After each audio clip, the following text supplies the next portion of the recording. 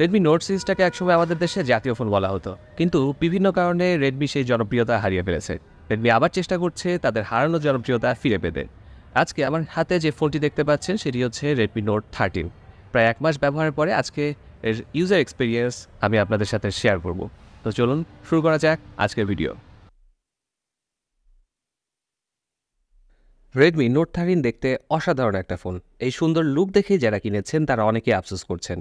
ফোনটার দৈর্ঘ্য 162.24 মিলিমিটার, প্রস্থ 75.55 মিলিমিটার এবং থিকনেস 7.97 মিলিমিটার। ওয়েট 188.5 গ্রাম এবং ওয়েট ডিস্ট্রিবিউশন ভালো, যার কারণে বেশ বড় সাইজ হলেও ফোনটা এক হাতে ধরতে সমস্যা হয় না। বিল্ড কোয়ালিটি বেশ শক্তপোক্ত, যদিও প্লাস্টিক ফ্রেম দিয়ে তৈরি। রেয়ারে অনেকেই বলছে গ্লাস, আবার জিএসএম এর মতো ওয়েবসাইটেও দেখা যাচ্ছে এটি প্লাস্টিক। আমারও পার্সোনালি মনে হয় এটা প্লাস্টিক। IP54 এর সাপোর্ট আছে ফোনটিতে, যার কারণে টুকটাক পানির ছিটা লাগলে হয়তো সমস্যা হবে না। রেডমি নোট 13 ফোনটিতে ইন ডিসপ্লে ফিঙ্গারপ্রিন্ট সেন্সর আছে। পাওয়ার বাটনের পজিশন ঠিকঠাক, যার কারণে রিচ করতে সমস্যা হয় না। ফিঙ্গারপ্রিন্ট সেন্সরটিও বেশ ফাস্ট এবং অ্যাকিউরেট, মিসরিড হয়নি আমার কাছে একবারও। এই ফোনটাতে দুটো ন্যানো সিম অথবা একটি সিম এবং একটি মেমোরি কার্ড ব্যবহার করতে পারবেন। খুবই ভালো একটা ডিসপ্লে পেয়ে যাবেন ফোনটাতে, যেটা 120 হার্জের অ্যামোলেড ডিসপ্লে। যদিও সব জায়গায় 120 হার্জ পুশ করতে পারে না। সর্বোচ্চ ব্রাইটনেস 1800 নিটস। ডিসপ্লেটি সুন্দর কালার প্রডিউস করতে পারে এবং কালার অ্যাকুরেট। 6.67 ইঞ্চের ডিসপ্লেটির স্ক্রিন টু বডি রেশিও 88.9%। সব থেকে ভালো ব্যাপার হলো কর্নিং গরিলা গ্লাস 3 এর প্রোটেকশন আছে। Resolution 1080x2400 pixels. ইউটিউব সহ যে কোনো কন্টেন্ট ওয়াচিংয়ে বেশ ভালো লেগেছে এই ডিসপ্লেটি।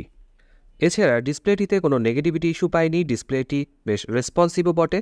ইনডোর এবং আউটডোর সব ক্ষেত্রেই খুবই ভালো পারফর্ম করেছে। সেই সাথে লাউড স্পিকারের কোয়ালিটিও অনেক ভালো।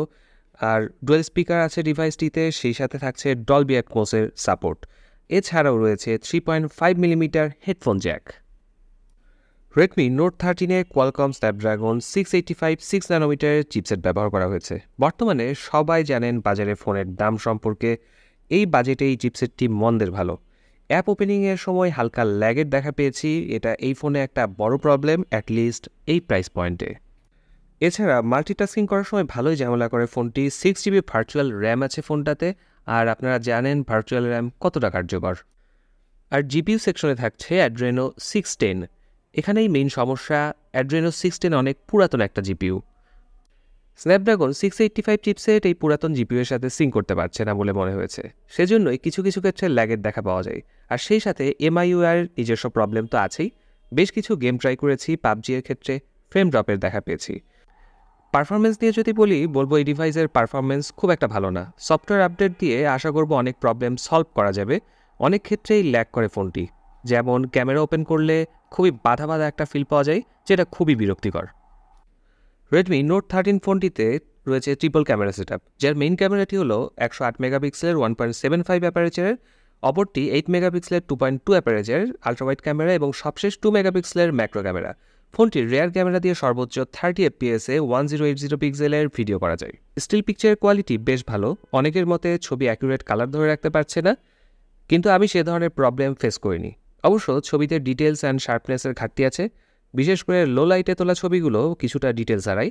ডায়নামিক রেঞ্জ ভালোই হ্যান্ডেল করতে পারে ফোনটি। দিনের বেলা তোলা ছবিগুলো খারাপ বলা যায় না, কালারও ঠিকঠাক। পোর্ট্রেট মোডের ছবিগুলোর এজ ডিটেকশনও প্রপার মনে হয়েছে। আর সেলফি ক্যামেরাতে 16 মেগাপিক্সেলের 2.4 অ্যাপারেচারের একটি সিঙ্গেল ক্যামেরা আছে, যেটার ছবির কোয়ালিটিও বেশ ভালো।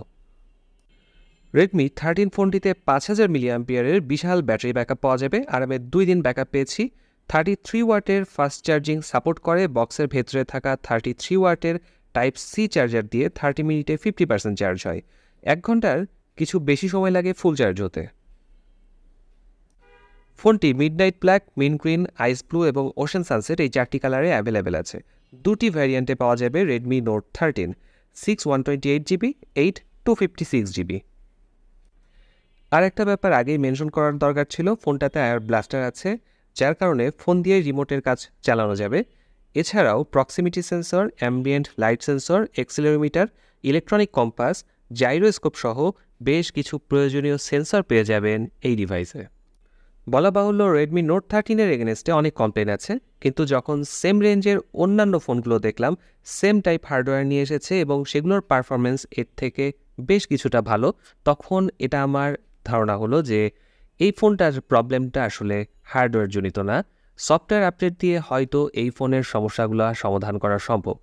আমরা রেডমির কাছ থেকে এটাই আশা করি তারা তাদের ইউআই এবং সফটওয়্যার জনিত যে সমস্যাগুলো আছে সেগুলো খুব দ্রুত সমাধান করে এই ফোনটার পারফরমেন্স ইমপ্রুভ করবে।